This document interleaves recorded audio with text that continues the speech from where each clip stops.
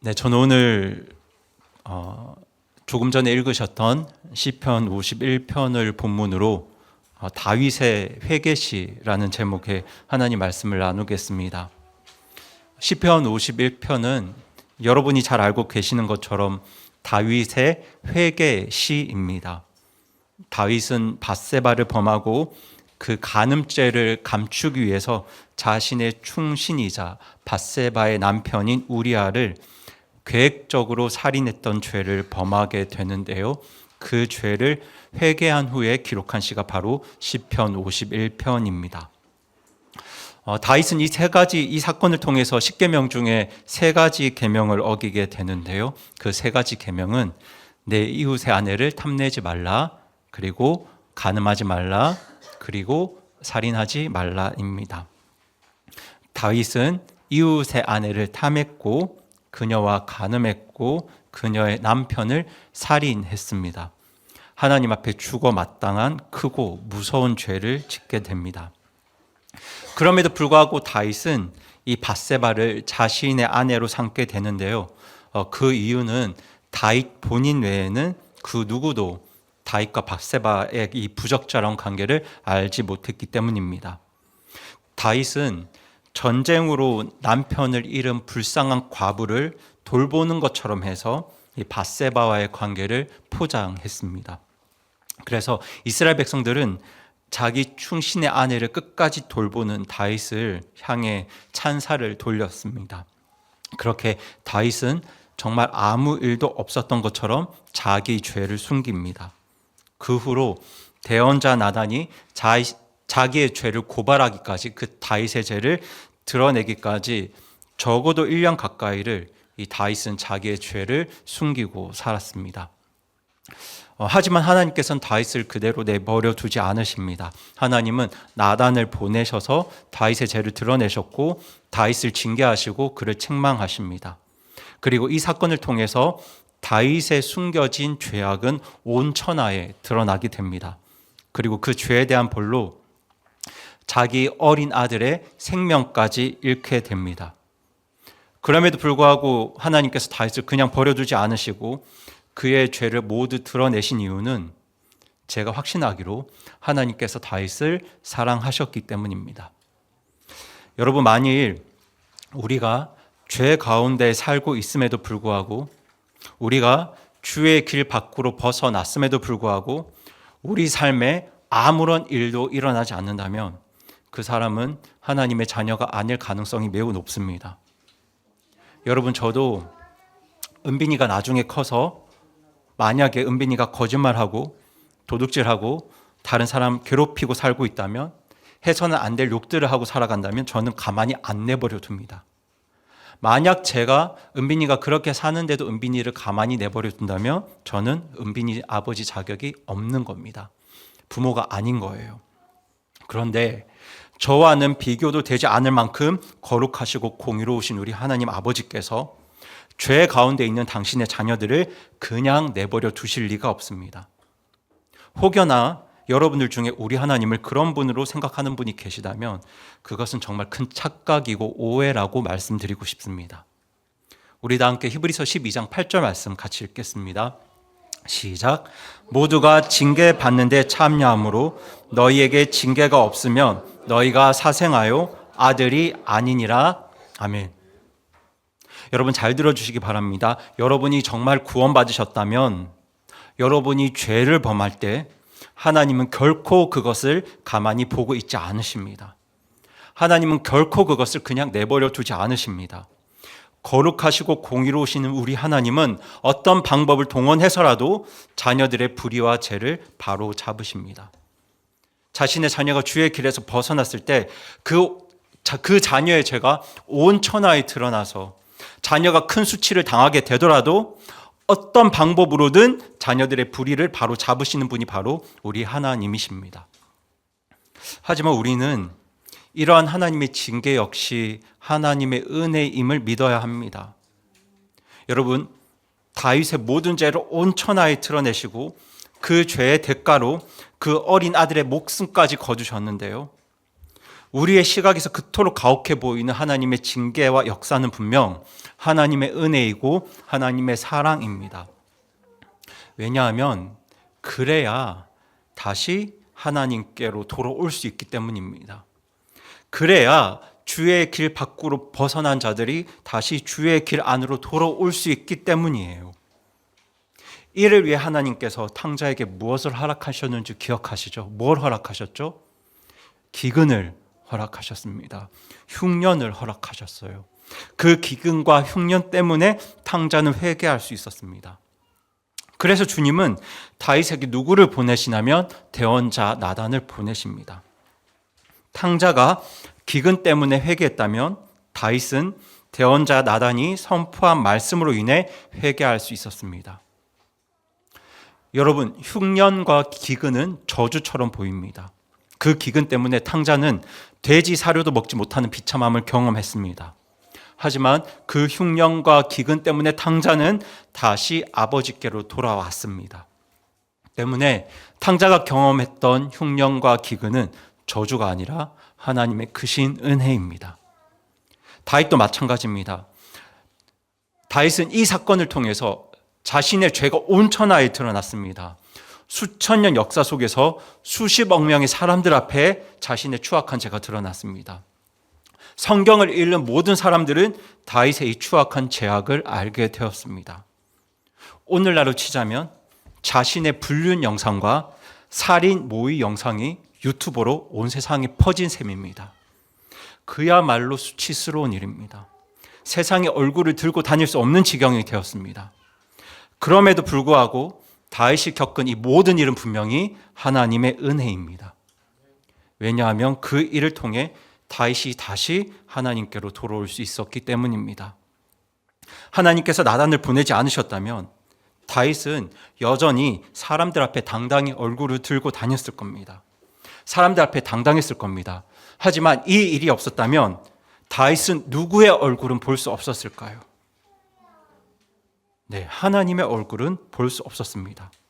다윗이 사람들 앞에는 당당히 고개를 들고 다녀도 하나님 앞에서는 고개를 들지 못했을 겁니다. 여러분이 사람들 앞에서 당당하게 고개를 들고 다니고 사람들과 사이좋게 지내고 모든 사람들의 칭찬과 인정을 받는다 할지라도 여러분이 하나님 앞에서 고개를 제대로 들 수 없고 여러분이 하나님의 얼굴을 제대로 볼 수 없다면 그것은 저주받은 삶입니다. 여러분이 온 세상 앞에 당당하더라도 주변 모든 사람들과 잘 지낼지라도 여러분이 하나님 앞에서 제대로 얼굴을 들지 못하고 여러분이 하나님과 친밀하지 못하다면 그것이 바로 저주받은 삶이에요. 그런데 하나님과 그토록 친밀했던 다윗이 무려 1년이라는 시간을 그렇게 저주 가운데 보냈습니다. 그래서 하나님께서 다윗에게 나단을 보내세요. 나단을 통해 하나님의 말씀을 들려주십니다. 그 말씀을 통해 다윗의 모든 수치를 온 천하에 드러내십니다. 하지만 그 수치와 부끄러움의 역사는 다윗에게 은혜였습니다. 다윗이 비록 이 일로 인해 사람들에게 비난을 받게 되었지만 이 시간들을 통해서 다윗이 얻은 것이 있습니다. 그것이 무엇인가요? 바로 하나님입니다. 하나님과의 관계예요. 하나님을 얻었고 하나님과의 관계가 다시 회복되었습니다. 다윗은 수치를 당했고 그 죄의 대가로 자기 어린 아들까지 잃었습니다. 여러분, 만약 우리에게 이런 일이 일어난다면 우리는 하나님 앞에서 어떻게 반응할까요? 주님, 제가 아무리 잘못했기로서니 주님 저한테 어떻게 이렇게까지 하실 수 있습니까? 주님 정말 너무하신 것 아닌가요? 이렇게 항변하고 따지면서 하나님을 원망하고 하나님을 향해 모든 비난과 저주를 퍼부을 겁니다. 우리는 그럴 겁니다.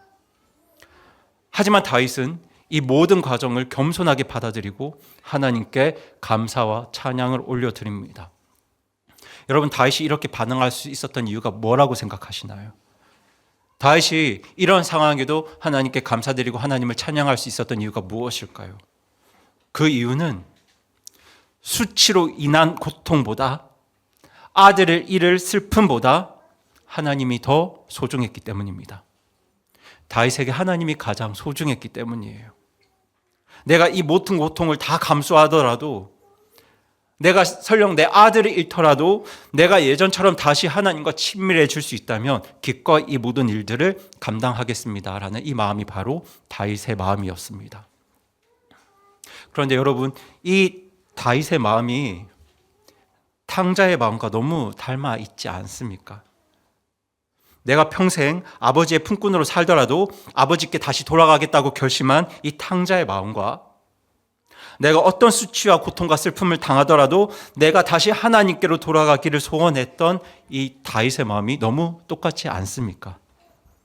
그들이 왜 돌아가려 했습니까? 왜 돌아가려 했나요? 품꾼이 되는데 수치와 고통을 당하는데 왜 돌아가려 했을까요? 아버지가 소중했기 때문입니다. 하나님이 소중했기 때문이에요. 여러분, 회개의 출발을 기억하시죠? 정신을 차리는 것이 바로 회개의 출발이었습니다. 탕자는 정신을 차려서 아버지가 얼마나 좋은 분이고 귀한 분인지 깨닫게 됩니다. 다윗도 마찬가지였습니다. 정신을 차리기 전에 다윗은 하나님보다 자기 죄를 숨기는 것이 더 중요했습니다. 하지만 하나님 말씀을 듣고 정신을 차려보니 나의 죄를 숨기는 것보다 무엇이 더 중요해졌습니까? 하나님이 더 중요해졌습니다. 하나님이 나에게 얼마나 소중한 분인지 다윗이 다시 깨닫게 됩니다. 그렇게 다윗은 정신을 차렸습니다. 그래서 이어지는 다윗의 고백 역시 무엇이냐면 저는 자격이 없습니다 였습니다. 하나님께서 저의 죄로 온 천하에 드러내셔도 설령 제 아들의 목숨을 거두셔도 저는 하나님께 어떤 비난도 그 어떤 항변도 할 자격이 없습니다. 그 모든 것들을 제가 다 겸허히 받아들이겠습니다. 오직 하나님께로 다시 돌아가길 원합니다 라는 고백이 바로 다윗의 고백이었습니다. 그렇게 다윗은 자신의 자리에서 일어나서 아버지 하나님께로 다시 돌아갑니다. 자신의 비참한 자리를 떠나서 하나님께로 향합니다. 그런데 여러분, 만약 다윗이 자기 죄를 숨기는 그 자리에 머물려 했었다면 그럴 수 있었습니다. 나단을 죽이면 됩니다. 나단을 죽이면 자기 죄는 덮입니다.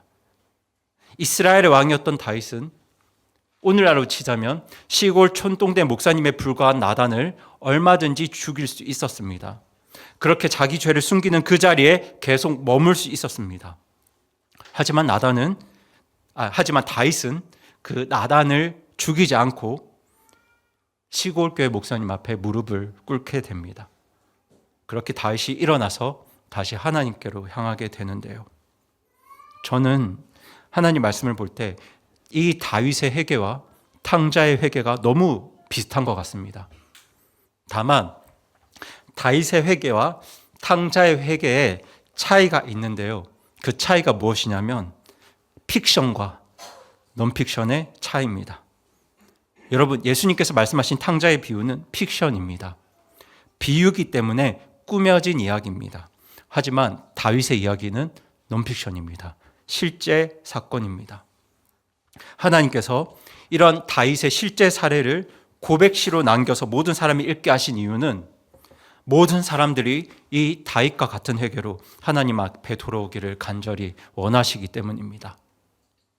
그러니 여러분, 만약 여러분이 하나님 앞에 회개해야 할 죄들이 있다면 어떤 손해를 보시더라도 회개하시기 바랍니다. 나의 수치가 온 천하에 드러나더라도 설령 그 일로 자녀를 잃는 것만큼 내가 큰 고통과 슬픔과 손해를 감수하더라도 여러분에게 하나님이 더 중요하시다면, 여러분에게 하나님이 가장 중요하시다면 그 모든 것들을 감수하고서라도 하나님 앞에 회개하고 그 죄를 버리고 하나님 앞에 돌아오는 놀라운 역사들이 오늘 우리 교회 가운데 있기를 간절히 바라고 소망합니다. 저는 오늘 이런 소망을 가지고 다윗의 회개시를 살펴보길 원하는데요. 다윗의 회개시 안에는 회개의 중요한 원리들이 곳곳에 숨어 있지만 저는 오늘 여러분과 세 가지만 나누려고 합니다. 그 첫 번째는 이것입니다. 첫 번째가 이것입니다. 같이 읽어보겠습니다. 시작. 오직 주께만 죄를 지었습니다. 저희 시편 51편 4절 말씀 같이 읽겠습니다. 시작. 내가 주 곧 오직 주께만 죄를 짓고 주의 눈앞에서 이 악을 행하였사오니 이로써 주께서 말씀하실 때에 의롭다 인정받으시고 판단하실 때에 깨끗하시리이다. 아멘. 지금 4절에서 다윗은 내가 오직 주께만 죄를 지었다고 고백합니다. 이것은 내가 하나님 외에 다른 사람에게는 아무런 잘못이 한 적이 없다라는 말을 하는 것이 아니에요. 그 말이 아닙니다. 여러분, 분명 다윗은 다른 사람에게도 죄를 지었습니다. 밧세바에게도 죄를 지었고 우리아에게도 죄를 지었고 이스라엘 백성들에게도 죄를 지었습니다. 밧세바는 간음했고요. 우리아는 살인했습니다. 그리고 이스라엘 백성들 앞에는 사기를 쳤습니다. 속인 겁니다. 자기 죄를 감추었습니다. 포장했습니다. 분명 다윗은 사람들에게 죄를 지었습니다. 그리고 사실 상식적으로 볼 때 이 다윗의 주께만 죄를 지었다라는 이 고백이 말이 안 되는 것처럼 보입니다. 불신자들은 이 말을 전혀 이해하지 못할 겁니다. 이 사건만 두고 보았을 때 다윗이 도대체 하나님께 무슨 죄를 지었나요? 간음죄의 대상은 밧세바였고 살인죄의 대상은 우리아였잖아요. 사기죄의 대상은 이스라엘 백성들이었습니다. 그러니까 다윗이 자신의 잘못을 제대로 시인하려면 저는 밧세바와 우리아와 이스라엘 앞에 죄를 지었습니다. 정말 잘못했습니다. 라고 말해야 됩니다. 하지만 다윗이 지금 뭐라고 고백하고 있습니까? 내가 오직 주께만 죄를 지었다고 고백하고 있습니다. 여러분, 다윗이 이렇게 고백했던 이유는 밧세바나 우리아를 무시해서가 아닙니다. 그들의 슬픔과 고통을 외면해서가 아닙니다. 사람들에게 잘못한 적이 없다고 생각해서 이렇게 말하는 게 아닙니다. 다윗이 이렇게 고백했던 이유는 누구보다 죄가 무엇인지를 다윗이 정확하게 알고 있었기 때문입니다. 여러분, 제가 죄에 대한 말씀을 나눌 때 선과 악의 기준을 정하신 분, 그리고 이 선과 악을 가장 공정하게 정확하게 심판하실 수 있는 유일한 분이 누구라고 말씀드렸나요? 네, 바로 우리 하나님이십니다. 이 말은 우리가 죄 문제를 논할 때 죄인가 죄가 아닌가, 선과 악을 논할 때 누구 앞에 가장 먼저 서야 하는가의 기준이 됩니다. 여러분, 지금 세상 사람들은 죄를 논할 때 누구 앞에 섭니까? 누구 앞에 서나요? 사람들 앞에 섭니다. 사람이 만든 기준 앞에 섭니다. 사람들 앞에 서기 때문에 지금도 중동에서는 여전히 명예살인이 행해지고 있고요.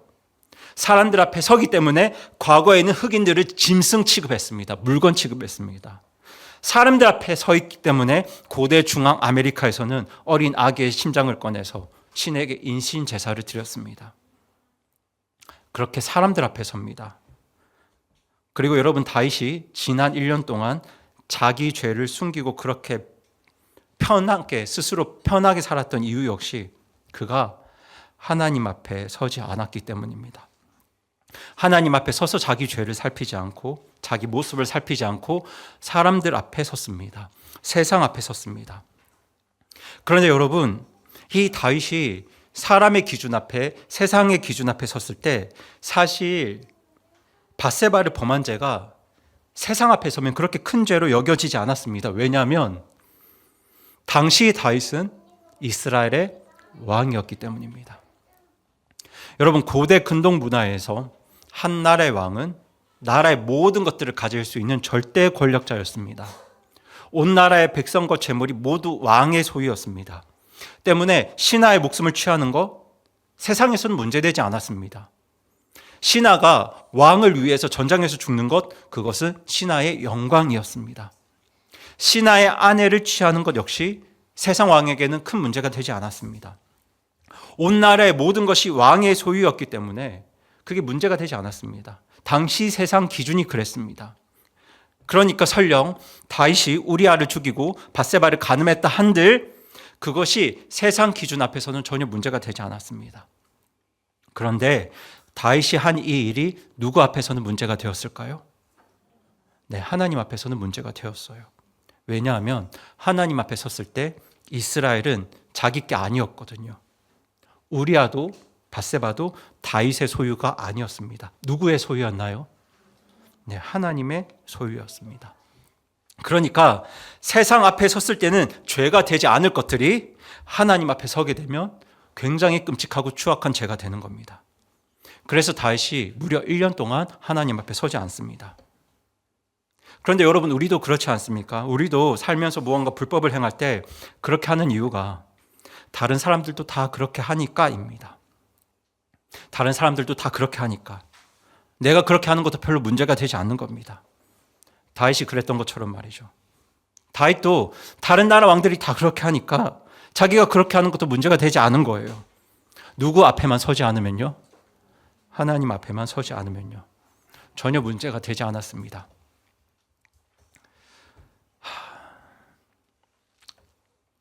여러분, 정말 잘 한번 들어주시고 생각해 주시기 바랍니다.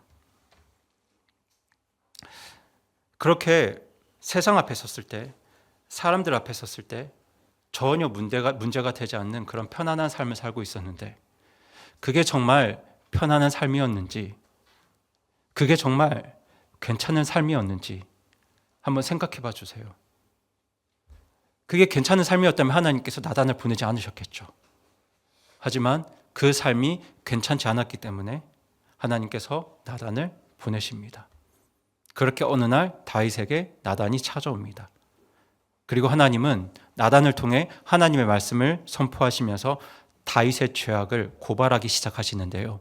그때 나단이 어떻게 말했는지 우리 성경을 살펴보겠습니다. 저희 다 함께 사무엘하 12장 9절 10절 2절 말씀 같이 읽겠습니다. 시작. 어찌하여 내가 주의 명령을 없인 여기고 그의 눈앞에서 악을 행하였느냐.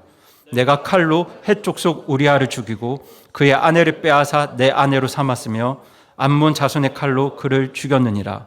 이제 그런 까닭으로 칼이 내 집에서 결코 떠나지 아니하리니 이는 내가 나를 없인 여기고 헷족속 우리의 아내를 빼앗아 내 아내로 삼았기 때문이라. 아멘. 네, 지금 나단은 다윗의 죄악을 고발하고 있는데요. 이때 나단이 다윗이 누구 앞에서 악을 행했다고 말씀하고 있나요? 네, 그렇죠. 하나님 앞에서 악을 행했다고 말하고 있습니다. 우리아를 죽인 것도 밧세바를 간음한 것도 그 모두가 하나님 앞에서 큰 죄악임을 선포하고 있는 겁니다. 여러분 정말 잘 들어주시기 바랍니다. 세상이 괜찮다고 해도, 사람들이 괜찮다고 말해도, 세상 다른 사람들이 다 그렇게 살아도 하나님이 죄라고 하시면 그것은 죄입니다. 하나님이 악이라고 하시면 그건 악입니다. 그리고 여러분, 하나님께서 죄라고 여기시는 그 일을 행하면 여러분은 반드시 하나님과 멀어집니다. 반드시 멀어집니다. 여러분이 모든 사람들과 사이좋게 지내고 여러분의 모든 일들이 형통하더라도 하나님께서 죄로 여기시는 그 일을 행하면 여러분은 반드시 하나님과는 멀어집니다. 다윗이 그랬습니다. 자기 죄를 숨기고 살았던 1년 동안 다윗이 누구 앞에 서지 않았습니까? 하나님 앞에 서지 않았습니다. 하나님 앞에 서게 되면 자기의 모든 일들과 그 죄악들이 문제가 되니까 하나님 앞에 서지 않습니다. 그렇게 스스로 하나님 앞에 서지 못하기 때문에 하나님과 멀어지는 겁니다. 여러분, 아담과 하와가 선악과를 먹었을 때도 누가 먼저 피했나요? 사람이 먼저 하나님을 피했습니다. 하나님이 먼저 사람을 피한 게 아니라 사람이 먼저 하나님을 피해서 숨었습니다. 때문에 여러분, 죄를 짓게 되면, 하나님께서 죄라고 여기시는 그 일을 행하게 되면 반드시 여러분은 하나님과 멀어집니다. 여러분, 다윗이 어떤 사람이었나요? 누구보다 하나님의 마음에 들었던 사람이 바로 다윗이었습니다. 누구보다 하나님과 친밀했던 사람이 다윗이었어요. 누구보다 믿음이 좋았던 사람이 다윗이었습니다. 그랬던 다윗도 자기 죄를 회개하지 않고 그 죄를 숨겼을 때 어떻게 되었습니까? 하나님과 멀어졌습니다. 여러분, 다윗도 죄 때문에 하나님과 멀어졌습니다. 그러니 여러분, 우리가 죄를 지었을 때 하나님 앞에 서서 나의 죄를 회개하지 않는다면, 그 죄를 버리지 않는다면 우리는 결코 하나님과 가까워질 수가 없습니다. 때문에 우리는 무엇보다 나의 죄와 허물을 사람들 앞에서가 아니고 하나님 앞에 들고 서야 합니다. 누구보다 하나님 앞에 서서 나의 삶과 나의 죄와 나의 모습을 살펴야 합니다. 그리고 세상 사람들이 다 괜찮다고 하더라도 하나님께서 그것을 죄라고 하시면 그 죄를 버려야 합니다. 어떤 고통이 있더라도, 어떤 손해를 보더라도 어떤 슬픔이 있더라도 하나님께서 그것을 죄라고 하시면 그 죄를 버리고 하나님 앞에 회개하셔야 합니다. 그래서 다윗은 지금 이렇게 고백하는 거예요. 주님, 제가 지난 1년 동안은 주님 앞에 서지 않았는데 이제야 저의 죄를 가지고 이제야 주님 앞에 섭니다. 세상 앞에서는 큰 문제가 되지 않았던 저의 죄가 주님 앞에서는 정말 크고 악한 죄임을 봅니다. 주님, 제가 회개합니다. 주님, 제가 이 죄를 버리겠습니다. 이런 다윗의 마음을 담은 시편의 고백이 바로 내가 오직 주께만 죄를 지었습니다 입니다. 여러분, 우리가 죄를 지을 때 가장 먼저 죄를 짓는 대상은 사람이 아니라 우리 하나님이세요. 선과 악의 기준을 정하시는 분이 바로 우리 하나님이시기 때문입니다. 다윗의 탐심과 간음과 살인을 죄로 정하신 분이 바로 우리 하나님이시기 때문에 다윗이 가장 먼저 죄를 지은 대상은 밧세바가 아니라 우리아가 아니라 이스라엘이 아니라 바로 하나님이었습니다. 여러분, 우리가 죄를 지을 때 내 죄로 인해 가장 먼저 마음의 상처를 드리는 분은 사람이 아니라 바로 우리 하나님심을 절대로 잊지 마시기 바랍니다. 그렇게 죄는 누구보다 하나님 앞에 짓는 것이기 때문에 죄를 지으면 당연히 하나님과 멀어집니다. 여러분이 아무리 예배를 잘 드리고 교회를 열심히 섬기고 사람들로부터 인정과 칭찬을 받을지라도 하나님 앞에 죄를 지으면 하나님과 멀어질 수밖에 없습니다. 그러니 여러분, 정말 간곡히 간청드립니다. 여러분에게 하나님이 가장 소중하시다면, 하나님이 정말 중요하시다면 하나님께서 나의 죄를 보여주실 때 주님, 제가 주님 앞에서 죄를 지었습니다 고백하면서 그 죄를 버리시고 회개하시기 바랍니다. 제가 언젠가 인터넷에서 이런 글을 본 적이 있습니다. 이 땅의 괴로움에서 구해주지 않고 죽고 나서 지옥에서나 구해주는 신은 필요 없다라는 글을 본 적이 있는데요. 저는 이 말이 이분이 지옥이 어떤 곳인지 모르기 때문에 할 수 있는 말이라고 생각합니다. 여러분, 지옥이 어떤 곳이냐면 하나님의 은혜와 긍휼과 사랑에서 완전히 분리된 곳이 지옥입니다. 하나님의 선하심을 눈꼽만큼도 찾아볼 수 없는 곳이 지옥이에요. 여러분, 지금 우리가 사는 이 세상에 하나님의 은혜와 긍휼과 사랑과 선하심이 있습니까? 없습니까? 있습니다. 있기 때문에 불신자들이 살만한 겁니다. 그런데 그 하나님의 선하심과 사랑과 긍휼을 눈꼽만큼도 찾아볼 수 없는 곳이 바로 지옥입니다. 만약 그분이 지옥이 어떤 곳인지 안다면 아마 이렇게 말했을 겁니다. 지옥을 벗어날 수만 있다면 이 땅에서 죽을 만큼 괴로운 삶을 살지라도 감사해야 된다라고 말했을 겁니다. 여러분, 하나님이 없는 곳이 지옥입니다. 불이 있어서 지옥이 아니라 하나님이 없어서, 하나님의 선하심과 은혜와 용서와 긍휼이 없어서 거기가 지옥인 겁니다. 때문에 우리 삶에서 가장 큰 비극이 있다면 그것은 바로 하나님과 멀어지는 거예요. 구원받아서 이제 하나님과의 관계가 회복되었고 하나님의 어떤 자녀가 되었는데, 그럼에도 불구하고 우리 삶의 가장 큰 비극을 경험한다면 그것은 하나님과 멀어지는 겁니다. 그게 가장 무서운 일이에요, 여러분. 그런데 우리로 하여금 하나님으로부터 멀어지게 하는 게 무엇인가요? 바로 죄입니다. 죄를 회개하지 않으면, 그 죄를 버리지 않으면 하나님과 멀어질 수밖에 없다는 사실을 우리가 정말 제대로 알아야 합니다. 그러니 여러분, 여러분의 삶에서 하나님이 정말 중요하시고 하나님과의 관계가 정말 소중하시다면 죄를 지었을 때 하나님 앞에 서서 그 죄를 버리고 그 죄를 꼭 회개하셨으면 좋겠습니다. 오늘 그런 회개의 역사가 우리 교회 가운데, 우리 가운데 있기를 간절히 소망합니다. 그리고 제가 두 번째로 나눌 것은요, 이것입니다. 같이 읽어보겠습니다. 시작. 번제를 기뻐하지 않으십니다. 네, 우리 다 함께 시편 51편 16절 말씀 같이 읽겠습니다. 시작. 주께서는 희생물을 원치 아니하시나니 그렇지 아니하며 내가 그것을 드렸으리이다. 주께서는 번제 업무를 기뻐하지 아니하시나이다. 아멘. 지금 16절에서 다윗은 하나님께서 희생물과 번제 업무를 기뻐하지 않으신다고 고백합니다. 여러분, 구약 성경에서 번제는 예배의 원리를 가장 잘 보여주는 제사입니다. 제가 언젠가 레위기 1장을 본문으로 번제를 통한 예배 원리를 여러분께 전할 기회가 있을 텐데요. 여러분, 구약 성경에서 번제라는 단어를 보시면 이것을 예배라는 단어로 바꾸어 읽으셔도 좋습니다. 그만큼 번제는 예배의 원리를 잘 보여주는 제사입니다. 그런데 번제의 과정이 기록된 레위기 1장을 보시면 번제가 하나님께 향기로운 냄새로 드리는 헌물이라고 기록되어 있습니다. 근데 이게 뭘 말하냐면요, 향기는 사람을 가까이 오게 하는 좋은 냄새입니다. 악취는 사람을 멀어지게 하지만 향기는 사람을 가까이 오게 합니다. 그러니까 이 말씀은 번제를 잘 드리면 하나님과 가까워진다는 말씀입니다. 그러니까 이 말씀은 신약적인 표현으로 예배를 잘 드리면 하나님과 가까워진다는 말씀이기도 합니다. 때문에 하나님께서 어떤 제사보다 기뻐하시는 제사가 바로 이 번제였습니다. 그런데 지금 다윗은 하나님께서 번제를 기뻐하지 않으신다고 말합니다. 지금으로 말하면 뭘 기뻐하지 않으시는 건가요? 예배를 기뻐하지 않으신다고 말씀하시는 거예요. 하나님께서 왜 예배를 기뻐하지 않으실까요? 뭐 때문일까요? 바로 죄 때문입니다. 여러분, 잘 들어주시기 바랍니다.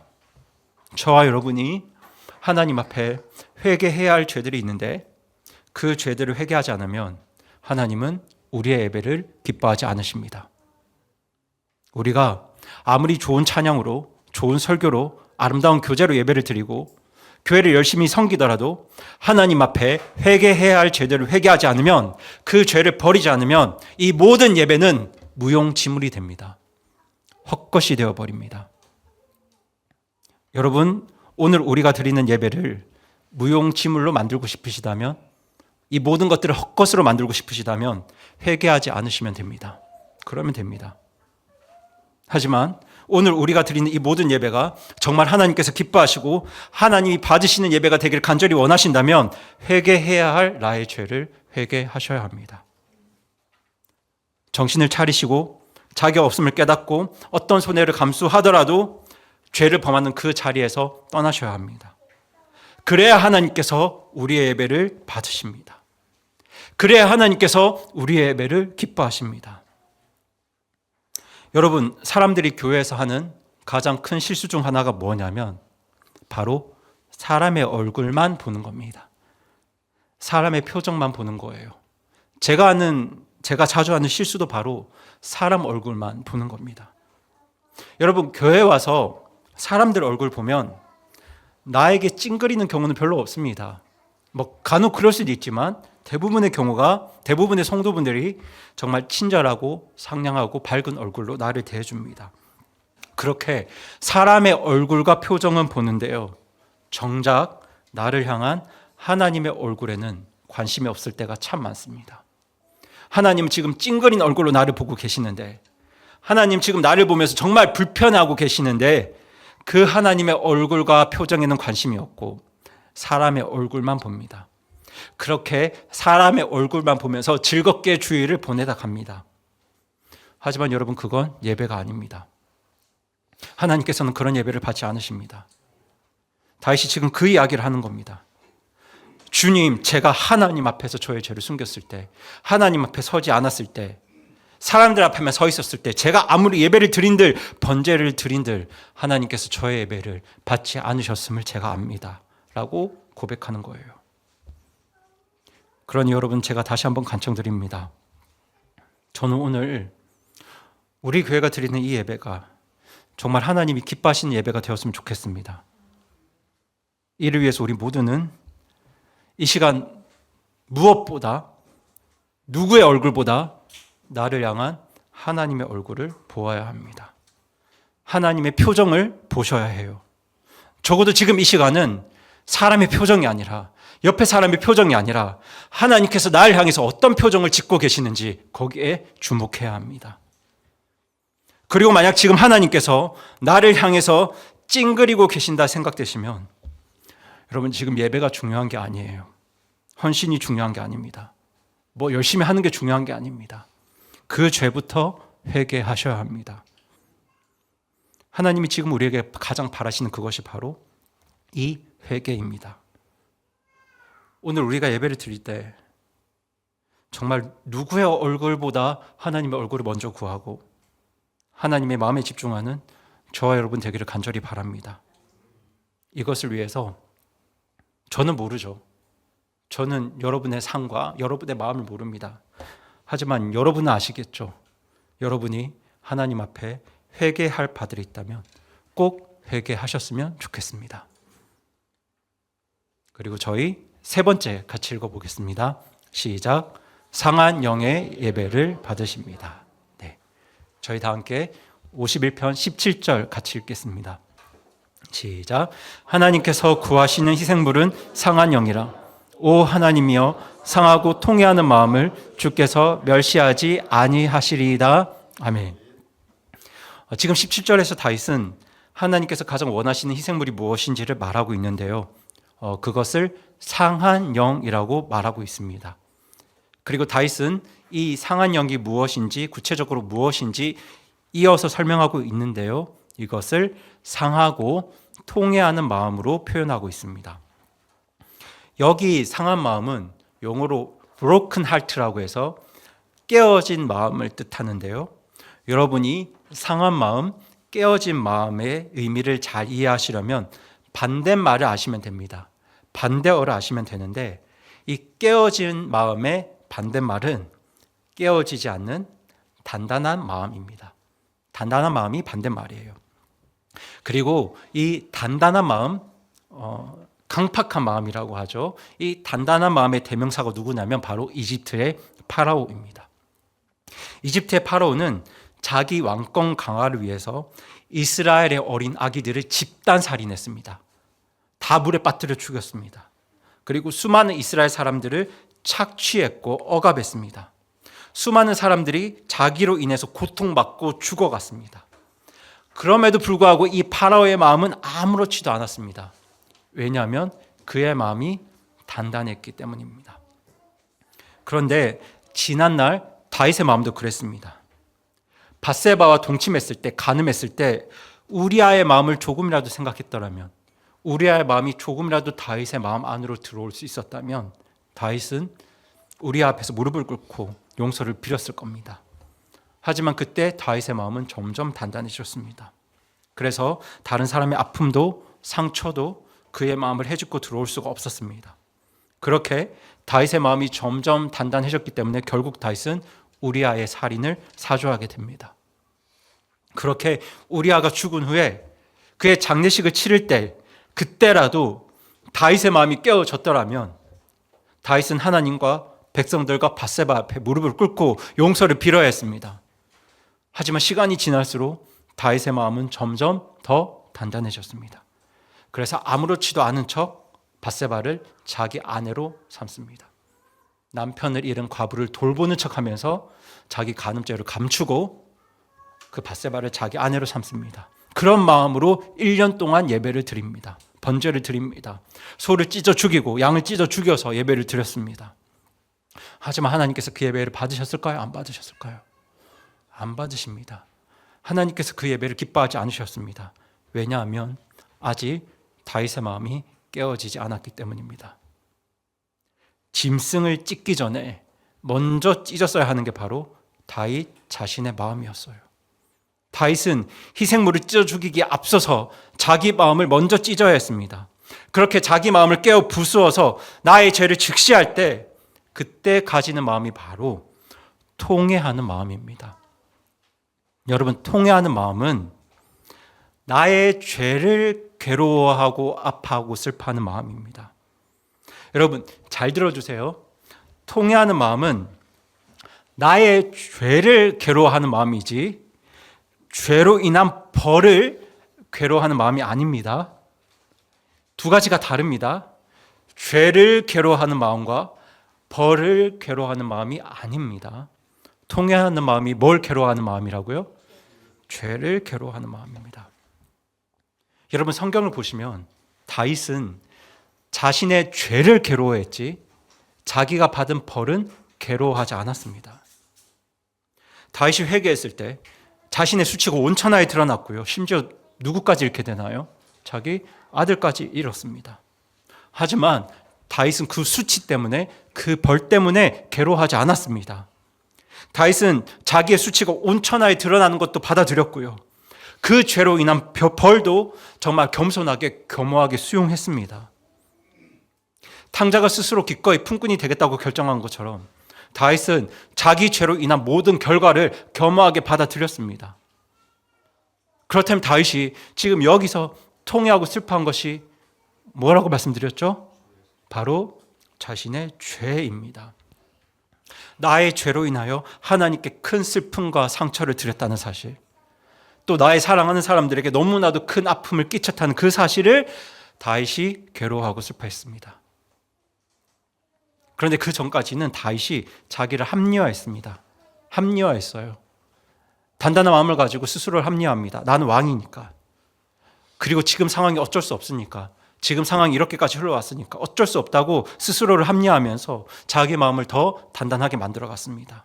그렇게 하나님의 슬픔도 다른 사람의 아픔도 외면하고 외면했습니다. 하지만 다윗의 마음이 깨어졌을 때 내 죄로 인해서 하나님께서 얼마나 슬퍼하셨는지, 나의 죄로 인해서 나의 충신 우리아가 얼마나 억울하고 비참하게 그 인생을 마감해야 했는지, 그 아픔과 고통과 슬픔이 다윗의 마음을 파고들었습니다. 그렇게 다윗의 마음이 깨어질 때 다윗은 자기 죄로 인해 슬퍼하고 통회할 수밖에 없었습니다. 그 마음이 바로 상하고 통회하는 마음입니다. 수소를 잡아뜨리는 번제보다 하나님께서 더 원하셨던 예배는 바로 이 상하고 통회하는 마음이었습니다. 무엇보다 나의 죄를 아파하고 슬퍼하면서 그 죄를 버리고 회개하는 마음을 하나님께서 가장 간절히 바라셨습니다. 그것이 바로 상한 영의 희생물이고 오늘 하나님께서 우리에게 가장 간절히 원하시는 예배입니다. 저는 우리의 예배가 이런 예배가 되길 원합니다. 여러분, 그 대형 교회 어떤 예배는 예배 예산만 수천만 원 소요된다고 합니다. 정말 커다란 홀에서 수백 명에 이르는 찬양대가 찬양을 드리고 수천 명의 사람들이 모여서 식사하고 교제하는 그런 예배들이 있습니다. 그리고 저는 그런 예배를 마냥 부정적으로만 보진 않습니다. 하나님께서 그 교회를 축복하시면 그런 큰 규모의 예배도 드릴 수 있다고 생각합니다. 그런데 그 예배 안에 죄로 인해 상하고 통회하는 마음이 없다면 그 모든 수고가 다 헛것입니다. 무용지물이에요. 근데 여러분, 우리도 마찬가지입니다. 우리 교회가 교회를 개척하고 아무리 교제가 좋고 아무리 분위기가 좋아도 모든 것들이 다 좋아도 내 안에 죄가 있는데 그 죄로 인한 아픔과 슬픔과 고통이 내 마음속에 없으면 우리 모든 교제와 수고와 헌신과 예배는 다 헛것입니다. 이것이 바로 성경의 가르침입니다. 그래서 저는 우리 안에 어떤 죄가 있다면, 그리고 하나님께서 그 죄를 발견하게 하신다면 무엇보다 그 죄를 아파하고 슬퍼하면서 그 죄를 버리는 우리 교회와 성도들이 되기를 간절히 소망합니다. 우리 안에 그 상하고 통회하는 마음이 있다면 사람들 눈에 우리 예배가 아무리 초라해 보일지라도 우리가 드리는 예배는 하나님께서 기뻐 받으시는 예배가 될 것이고 우리 교회는 하나님께서 함께 역사하시고 일하시는 교회가 될 것을 저는 확신합니다. 오늘 말씀을 마무리하겠습니다. 저는 오늘 다윗의 회개시를 통해서 구원받은 성도들에게 가장 중요한 것이 무엇인지를 말씀드리고 싶었습니다. 다윗에게 사람들의 인정과 칭찬이 더 중요했다면, 그리고 자신의 왕권과 체면이 더 중요했다면 다윗은 나단을 죽였을 겁니다.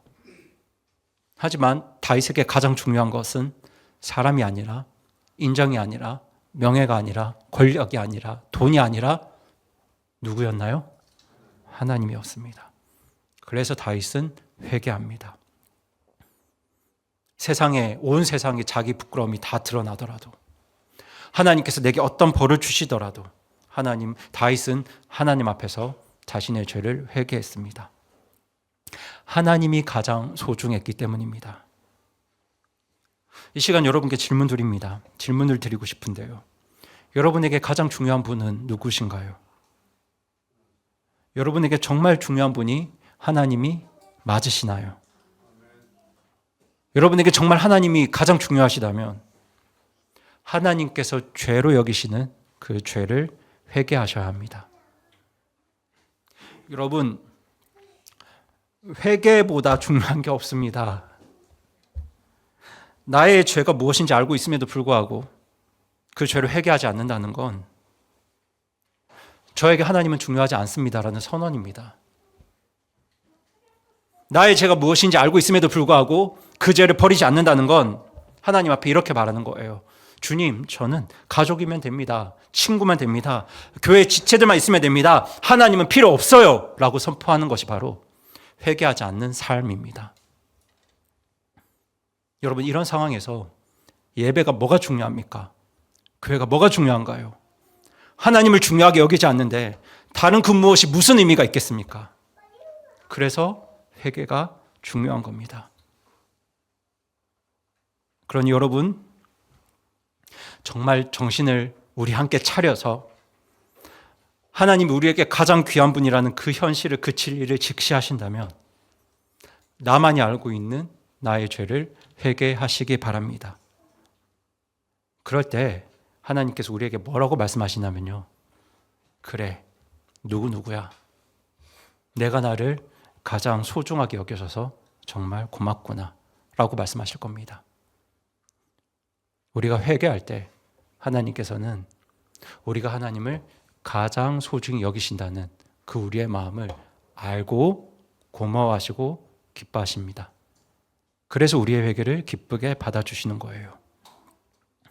여러분, 다윗은 이 회개 사건을 통해서 자기 수치가 온천하에 드러났고 자신의 아들까지 잃었지만 하나님의 마음을 얻었습니다. 하나님을 다시 얻었어요. 그래서 하나님은 다윗을 이야기할 때 하나님의 마음에 맞는 사람이라고 평가하셨고 그를 통해서 하나님의 모든 뜻을 이루겠다고 말씀하셨습니다. 우리 다 함께 사도행전 13장 21절 22절 같이 읽겠습니다. 시작. 그 뒤에 그들이 왕을 구하거늘 하나님께서 그들에게 베냐민 지파 사람 기스의 아들 사울을 40년 동안 주셨다가 그를 패하시고 그들을 위해 다윗을 일으키사 그들의 왕이 되게 하시며 또 그에 대해 증언하여 이르시되 내가 이새의 아들 다윗을 찾아내었는데 그는 내 마음에 맞는 사람이라 그가 내 모든 뜻을 성취하리라 하시고 아멘. 여러분, 이 말씀에 기록된 것처럼 다윗이 하나님의 마음에 맞는 사람으로 하나님의 뜻을 이룰 수 있었던 것은 다윗에게 죄가 없어서가 아니라 다윗이 회개의 사람이었기 때문입니다. 여러분, 하나님을 가장 소중히 여기는 사람이 회개합니다. 저는 우리 교회가 하나님을 가장 소중히 여기는 교회가 되길 원합니다. 이걸 위해서 우리에게 정말 중요한 삶이 바로 회개의 삶이기 때문에 저는 오늘도 회개에 대해 우리 성도분들께 간곡히 말씀을 드립니다. 여러분, 만약 오늘 여러분 마음 안에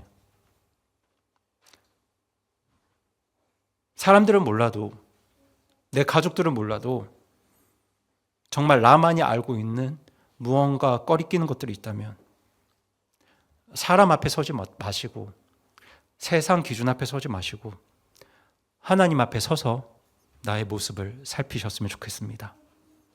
그리고 하나님께서 그것을 죄라고 깨닫게 해주시면 그 죄를 아파하고 그 죄를 슬퍼하면서 그 죄를 버리시기 바랍니다. 그렇게 저와 여러분이 회개해야 할 죄들을 회개함으로 제게는 하나님이 가장 소중합니다라고 고백하는 우리 교회가 되기를, 그리고 우리 성도 한 분 한 분이 되기를 간절히 바라고 소망합니다.